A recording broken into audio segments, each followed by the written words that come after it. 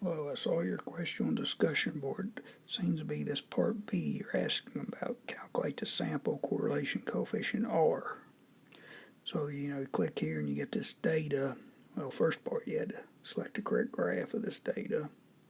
I just looked at the smallest value of X was 57 and 120. Here's 57 and 120. I just picked out one point, so that was the correct one. So how do we calculate R?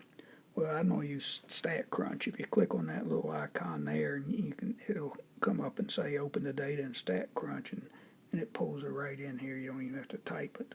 Then I click on the statistics pull down, choose regression and simple linear regression. This box comes up. I choose my two columns, the X and the Y column here, and you click compute.